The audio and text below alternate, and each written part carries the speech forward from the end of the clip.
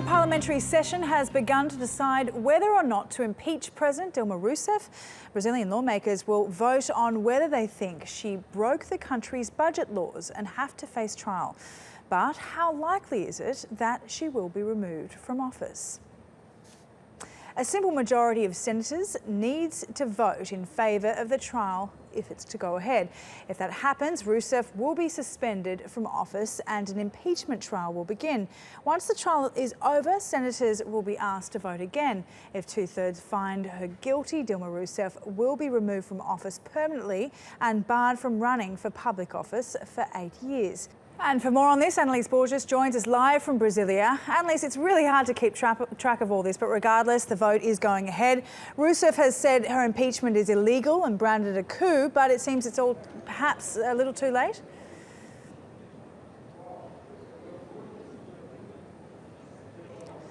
Yes, well, in theory, the Supreme Court here in Brazil could still rule in favor of that last-minute bid filed by the government on Tuesday to try and annul the impeachment.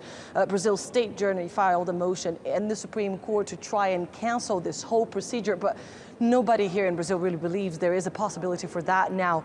That constitutional lawyer we spoke to on Tuesday said it's too late to negotiate a better exit for Dilma Rousseff because she is expected to go on trial, because here in the upper house of Congress, senators are largely expected to vote in favor of the impeachment motion and put Dilma Rousseff on trial pending a final ruling. Of course, that trial can last up to 6 months. The session is beginning now, but it's going to take roughly 20 hours for the session to be concluded. That is because each one of the now 80 senators, since one of the lawmakers was ousted yesterday, each one of the 80 senators will vote, and a single majority, of course, is needed. But each one of those members of the upper house will have 15 minutes to speak before that vote even begins. And Brazil's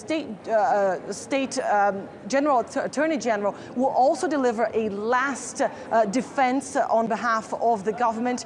Then the upper house, the Speaker of the upper house, will also deliver a 15-minute speech, and only after that will the vote begin. And of course, a single majority is needed to open that trial and suspend Dilma Rousseff from office. And such a volatile parliament has been really reflected on the streets, hasn't it? I mean, have you been talking to people? What's the sentiment on the streets? Are there concerns that there's going to be more protests potentially turning violent depending on what the outcome is of this vote?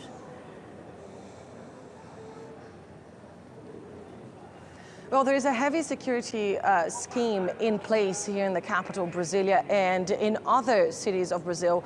Protesters are expected to take to the streets across the country. But of course, we are also hearing from people that most of them are simply fed up. They're not exactly wanting to demonstrate any kind of clashes. They're not willing to fight with anyone, but they just want this whole process, this whole drama to be over. In the last few days, we've seen so many twists and turns, so much drama and so much political chaos that engulfed this country. Now Brazilians are tired. They want to put an end to this whole crisis. They want to be able to move on with their lives. Of course, on one side of the political divide, you have those who support Dilma Rousseff, who want to see Brazil's embattled president continue her second term. They want to see her stay in power, finish her program, and of course, they believe there's no better alternative to Dilma Rousseff. On the other hand, you have those who hold Dilma Rousseff responsible for all the crises that have been crippling Latin America's largest democracy. They want her out. They believe she is corrupt, even though she has not been implicated in that major political corruption scandal that has been unveiled at the state oil giant Petrobras. Yeah, I guess depending on what happens tomorrow, there's a lot of work to be done regardless of that. Thank you so much for that, Anelise. Anelise Borges in Brasilia there.